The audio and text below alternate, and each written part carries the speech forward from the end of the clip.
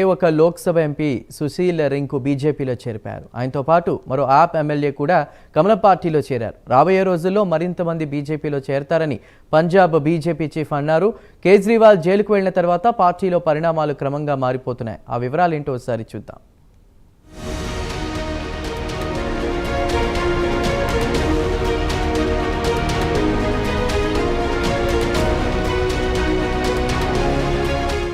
Aam Aadmi party chief Arvind Kejriwal జైలుకు వెళ్లిన తర్వాత భారతీయ జనతా పార్టీ ఆప్ ఎమ్మెల్యేలకు, ఎంపీలకు గాలం వేస్తోంది.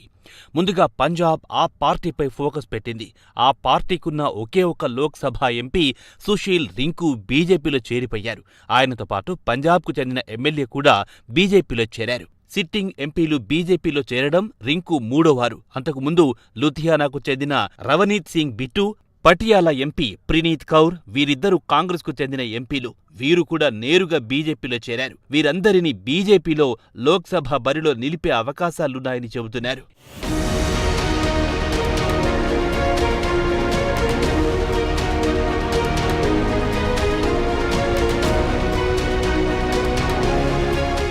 ఇక రింకు విషయానికొస్తే జలంధర్ లోక్సభ నియోజకవర్గం ఎంపీ. అయితే రింకు జలంధర్ లోక్సభ నియోజకవర్గం నుంచి పోటీ చేస్తారని ఆప్ పార్టీ ప్రకటించింది. ఈ నెల ప్రారంభంలోనే పంజాబ్ నుంచి ఆప్ మొత్తం 8 మంది అభ్యర్థులను ప్రకటించింది. అలాగే Jalandhar west sitting MLA Sheetal Angural కూడా బుధవారం నాడు బీజేపీలో చేరిపోయారు. ఇక పంజాబ్లో గత 2 రోజుల కాలంలో 2 సిట్టింగ్ ఎంపీలు బీజేపీలో చేరారు. లుధియానాకు చెందిన సీనియర్ కాంగ్రెస్ ఎంపీ రవనీత్ సింగ్ బిట్టు మంగళవారం నాడు పార్టీ మారారు. ఇక బిట్టు విషయానికొస్తే ఆయన పంజాబ్ మాజీ ముఖ్యమంత్రి బియాన్ సింగ్ మనవడు.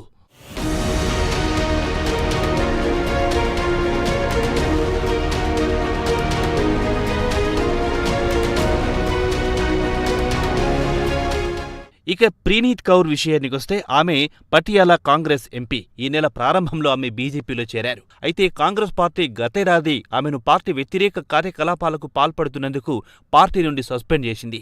రింకుతో పాటు అంగురాల్ను పార్టీలోకి కేంద్ర మంత్రి హర్దీప్ సింగ్ పూర్ స్వాగతం పలికారు. ప్రపంచంలోనే అతిపెద్ద రాజకీయ పార్టీ బీజేపీ అని ఆయన అన్నారు. అన్ని వర్గాల ప్రజలు పార్టీలో చేరుతున్నారన్నారు. ఇక రింకు పార్టీ మారడానికి గల కారణాల విషయానికొస్తే ఆ పార్టీ అభివృద్ధి పనులు చేయడం లేదని ఫిర్యాదు చేశారు. తన ప్రధాన ఉద్దేశం జలంధర్ను అభివృద్ధి చేయడమేనని ఆయన చెప్పుకొచ్చారు.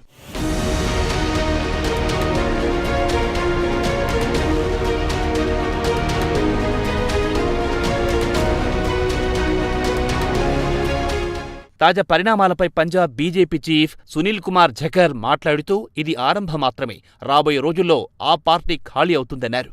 పార్టీకున్న ఒక్క ఎంపీ కూడా చేదారిపోయారంటే అంతకంటే సిగ్గుచేటు లేదని ఝకర్ వ్యాఖ్యానించారు. ఇక పంజాబ్లో బీజేపీ ఒంటరిగానే పోటీ చేయబోతోంది. కాగా మాజీ భాగస్వామి శిరోమణి అకాలీదళ్తో సీట్ల పంపకం చర్చలు విఫలం కావడంతో ఇక బీజేపీ ఒంటరిగానే పోటీ చేయాలని నిర్ణయానికి వచ్చింది. అయితే రాజకీయ విశ్లేషకులు మాత్రం పంజాబ్లో మొత్తం 13 లోక్సభ స్థానాల్లో పోటీ చేసిన గెలిచే నాయకుడు ఒక్కడు లేడని చెబుతున్నారు. ఇప్పుడు ఆప్ నుంచి, కాంగ్రెస్ నుంచి వచ్చిన వారిని బీజేపీ బరిలో నిల్పనుంది.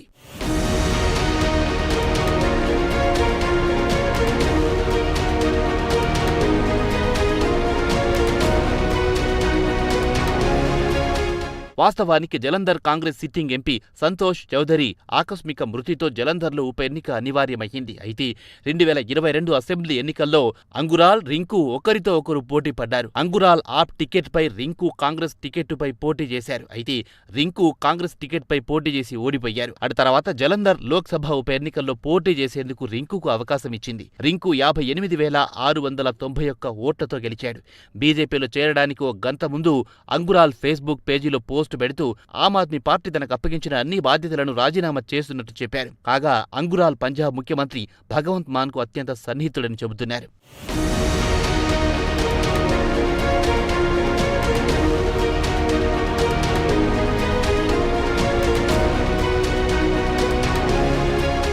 ఇక శీతల్ అంగురాల్ బీజేపీలో చేరడం పట్ల శిరోమణి అకాలీదళ్ నాయకుడు బిక్రమ్ సింగ్ మంజీత్ ఎక్స్లో తీవ్ర స్థాయిలో మండిపడ్డారు. ఒకప్పుడు ఆయన పంజాబ్లోని మాన్ ప్రభుత్వాన్ని కూల్చడానికి బీజేపీ ఆప్ ఎమ్మెల్యేలను కొనుగోలు చేస్తుందని ఆరోపించాడు. మీరెంత కమ్ముడుపోయారో ఇప్పుడు దయచేసి పంజాబ్ ప్రజలకు చెప్పండి. మీరు కూడా 25 కోట్ల రూపాయలకు అమ్ముడుపోయారా అంటూ నిలదీశారు. ఆ పంజాబ్ అధికార ప్రతినిధి మల్వీందర్ సింగ్ కాంగ్ మాట్లాడుతూ రింకు నమ్మక ద్రోహి అని మండిపడ్డారు. అసెంబ్లీ ఎన్నికల్లో ఓడిపోయినా పార్లమెంట్ ఎన్నికల్లో గెలిచామని ఆయన తరపున మాన్తో పాటు కేజ్రీవాల్ స్వయంగా వచ్చి ప్రచారం చేశారని చెప్పారు. మొత్తానికి చూస్తే కేజ్రీవాల్ కొరత ఇప్పుడు పార్టీలో కనిపిస్తోంది.